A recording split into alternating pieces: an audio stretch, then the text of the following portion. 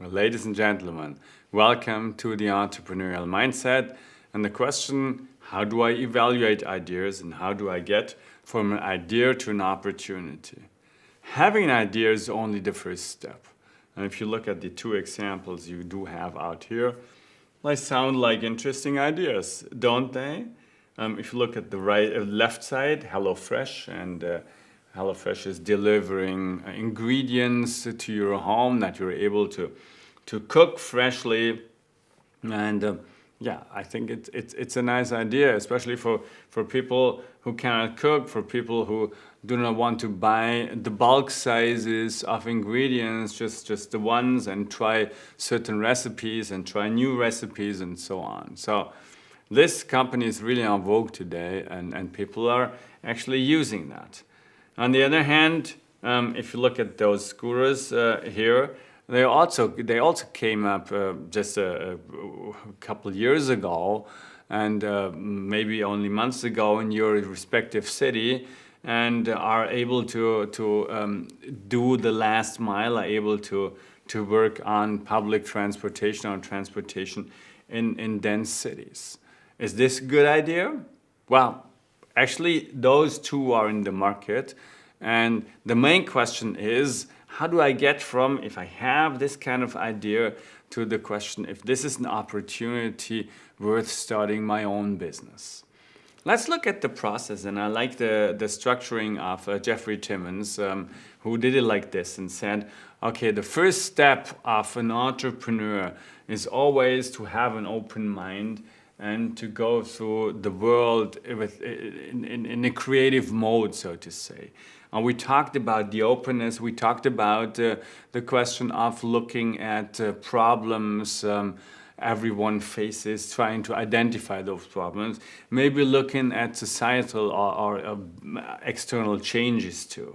But that's the open mind, that's the process entrepreneurs always do, maybe on a daily basis. I mean, look at myself. I'm walking through the world and walking from my home to my work and so on, and thinking about what bothers me and is there a way to make it better.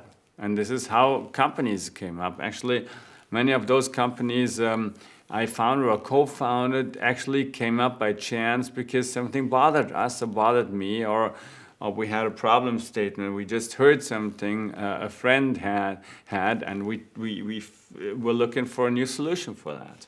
So that's the first step. And we already discussed this, how to get to ideas.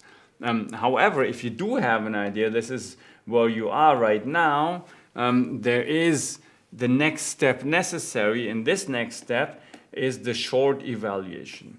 So what you like to do as an entrepreneur is you like to have a short look onto an idea in order to say, okay, this is really a good idea, worth putting more work into and starting that as a business. And how do you do actually that second step? Maybe just a comment back on the open mind, creative process and so on, because it sounds so easy, but it is really easy because if you look at that chart here, you can see that ideas are often created in everyday situation. Ideas often created in leisure time when people just sit around and don't have anything to do, can look around and try to be creative there. And this is how they find ideas. On holidays, but also in meetings where they discuss things with others. So this is not a rocket science. If you want to do more structured work and you go into finding societal changes or developments in the society, that's more structured work. But first of all, this evaluation, not evaluation, this identification of problems is really an everyday's job. But then it gets more complicated, at least more thoughtful, if you do have the idea and you start your short evaluation in order to see if it's worth going forward.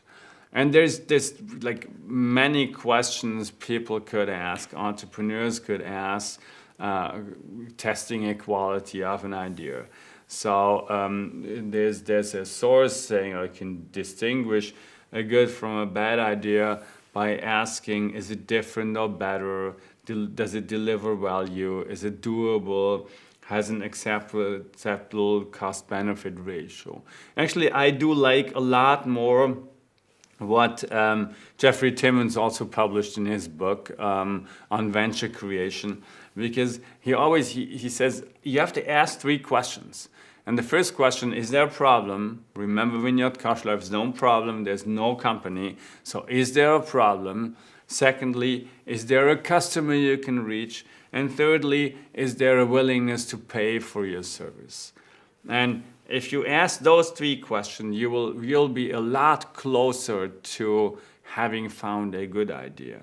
And it's crucial to find out whether, for example, it's not a problem only for yourself, but for a significant number of people.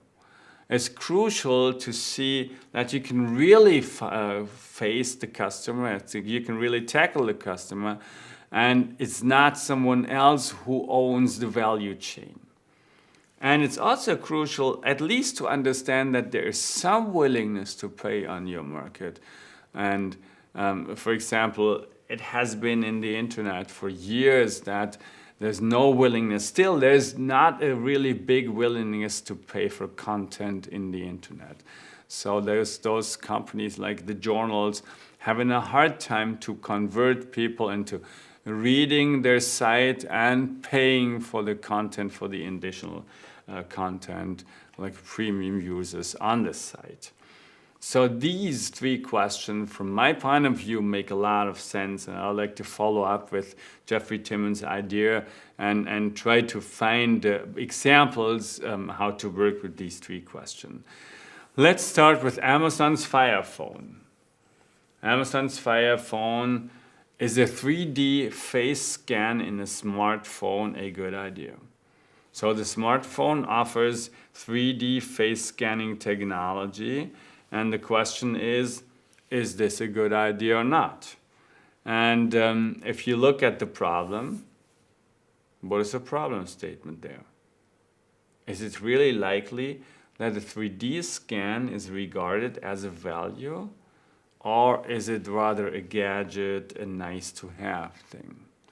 And that's maybe why it disappeared from the market. The idea of the 3D face scan, well, if you look at face recognition like right now of Apple phones, you might have a different opinion to that. But when they came into the market, nobody had that kind of problem statement. And it's a lot harder, again, to create a need to work on the gain side compared to work on the pain side. So if you are facing a problem, it's a lot easier to go into a market because people are more willing to look at your solution, are more willing to at the very end, also to pay for solution. Another fast evaluation. This is only done by ourselves, so you can always criticize a question at, and honestly, thinking about ideas does only make sense to a certain extent. At the very end, the market has to decide, so it's about the execution. But getting back to the e-scooters. So what is the demand for covering the last mile? E-scooters are supposed to help travelers to cover the last mile in an easier way than it has been there before. So you can pick it up every time you'd like and every place you'd like. One way is possible. You just pick it up, you go a mile, and you leave it there. Is this a good idea? Well, if you look at what people have as a problem, yes, this problem exists. I mean, you're arriving at the station at a different city and you like to go to another place, and what you can do is you can always look for a taxi, but taxis are not the cheapest ones sometimes, and so you're looking for a cheaper solution, and the scooter is definitely a cheaper solution, especially in those cities, countries where the weather is nice enough that you like to use a scooter, you're willing to use a scooter. So the problem I guess the problem is there. Secondly, what about the customer? Is the customer easy to tackle? Well, I would say yes. If you go, if you take that city here, Aachen, and you look at all the students coming in every morning to the station, and from the station going to the university, even that way, which is like a mile or two, something like that, depending where they have to go. You can see them floating out of the station, and you can just have the scooters there, and they will definitely use it. So I guess the customers are tackable. The customers are there. You can reach them. However, talking about students, what is really the willingness to pay? Well, that's at least questionable. If the willingness to pay is high enough as an alternative to, what could they do? They could either ride a cab, which is probably too expensive for them, or they walk, or they have an old bicycle. Actually, at the station, they take the old bicycle to the university. When they go back in the evening, they actually take that same old bicycle. So, is the willingness to pay there or not? And when it comes to that situation, the only way to find out is put a product on the market and try to find out about the willingness to pay. Because people probably can't tell you before. You have to give this a try. Last evaluation, HelloFresh offers food kits that contain just the ingredients you need for a meal. So no bulk sizes, you don't need to buy a package of spices, you just get what you need. The recipe is included, even for those who are not able to cook properly or cook well. It's easy to do recipes, and there's numerous different back boxes available. You have no leftovers because you only order for yourself, for 2 or 3 or 4 people, the number of people actually you need the ingredients for. Is this a good idea? Actually, yes, there's lots of people out there, especially nowadays, who are not able to cook. Many people don't have the time to think about recipes, and actually they don't have the kitchen like we're fully equipped with all the spices and ingredients in. For them, it's really comfortable to have it meal by meal. So it converts people from restaurants into staying home cooking, and it might be a good idea for you. Like, want to convince your partner that you also are able to do this, for example. And are you able to? So I would say there's a problem. Secondly, are you able to reach the customer? For sure, you can identify those niches of customer, and you can serve especially those customers with your advertisement, and then you can get into serving those customers. It's probably, well, there's employees, families. That's probably not good enough as a customer segmentation. You have to go a lot deeper into understanding that. It might not be families, because for families it makes sense to buy those ingredients, spices, and so on for your home. And what about the willingness to pay? Actually, having said that, it converts people from restaurants into staying home, cooking there. The willingness to pay might be as high as in a restaurant, maybe not that high, but a little cheaper than restaurants. So the willingness to pay is good enough that people are paying for that. And so you might answer those 3 questions in a positive way. However, this willingness is always questionable. So always, you have to give it a try always.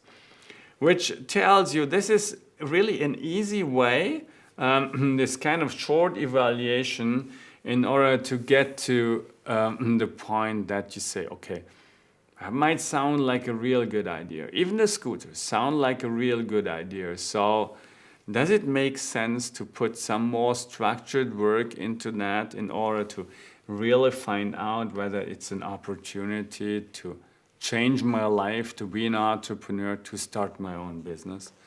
Actually, that's the next step.